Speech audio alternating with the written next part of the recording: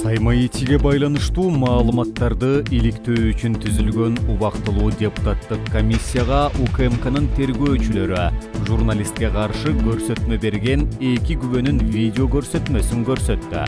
2 күбөнүн бири Кыргызстандын мурдагы башкы консулу Эркин Сопоков. Ал Саймаити Азаттыктын кабарчысы Али Токтаконовго Стамбулда $50.000 бергенин Саймаитиден укканын айткан. Ошол эле комиссиянын айрым мүчөлөрү 2 күбөнүн видео көрсөтмөсү аркылуу чындыкты аныктоого болбой турганын, УКМКнын бул аракетин Жогорку кеңештин айрым депутаттары дагы жана жарандык активисттер айыптап чыгышты. Көпчүлүгү УКМКнын Азаттыктын журналисттерине көө жабуу аракети катары сыпатташты. Ал арада эл аралык медианын президенти Джейми Флай бул айыптоо журналисттерге каршы өз байлыгын жана бийлигин сактап калууга умтулган коррупциялашкан адамдардын буга чейин жүрүп жаткан өнүктүгүнүн азыркы аракетиндей көрүнөт. Матраимов мырза журналист Токтакуновду жана Азаттыктын кыргыз кызматын сотко берип, былтыр декабрда кызматыбыздын банк эсеби камакка алынып, кийинчерээк кайра чыгарылган. Биз чындыкты бурмалаган мындай аракеттерди айыптап, кыргыз бийлигин иликтөөгө катышкан журналисттердин коопсуздугуна коркунуч келтиргендерди жоопкерчиликке тартууга үндөйбүз деп айтты. Андан соң Азаттыктын журналисти Али Токтаконовдун мындай айыптоону толук четке кагып, карандай калп жана каралоо деп баалаган видео билдирүүсү жарыяланды. Улуттук коопсуздук кызматынын менин атыма байланыштуу билдирүүлөрү бул каралоо жана карандай калп. Кара пиардын өмүрү кыска болоорун тарыхы талай жолу далилдеген. Мындай күбөмүн деген адамдардын туруу эч бир фактыга, далилге таянбаган билдирүүлөрү, анын ичинде абактагы адамдын көрсөтмөлөрү буга чейин дагы болуп келген, жасалып келген жана алар түрдүү гейт деп аттар менен тарыхка кирген. Андан сырткары УКМКнын атына талай жолу наала кайтарган иштер болгон.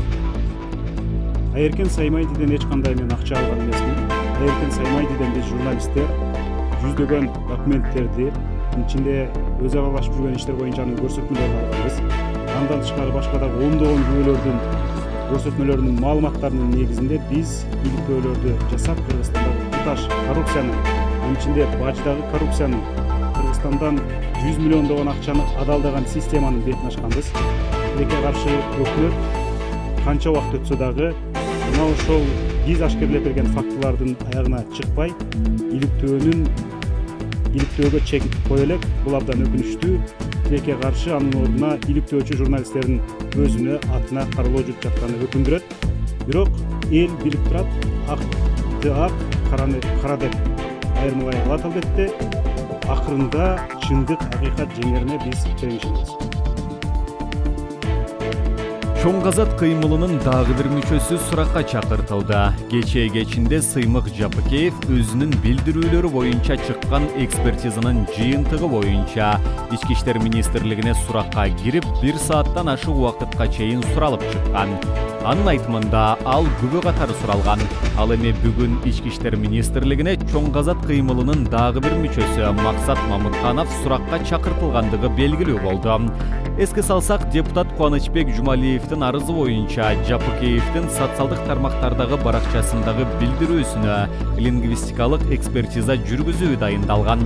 Экспертизанын корутундусуна ылайык Сыймык Жапыкеевдин билдирүүлөрүндө массалык акцияларга, жарандарга карата зомбулук көрсөтүүгө чакыруу кылмыш белгилери бар экендиги аныкталган.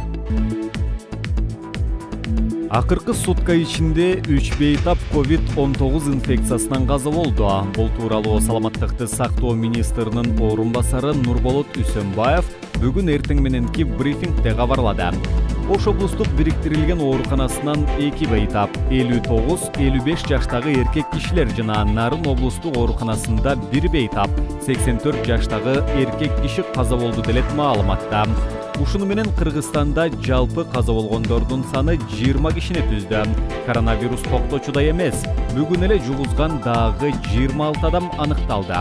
Маалымат боюнча жаңы учурлар Бишкектен 16 адамдан, Нарын облусунан 7, Оштон 1, Жалал Абад облусунан 1, Баткенден 1 адамдан коронавирус табылды. Жалпысынан Кыргызстанда COVID-19 инфекциясына чалдыккандардын саны 1871-ге жетти.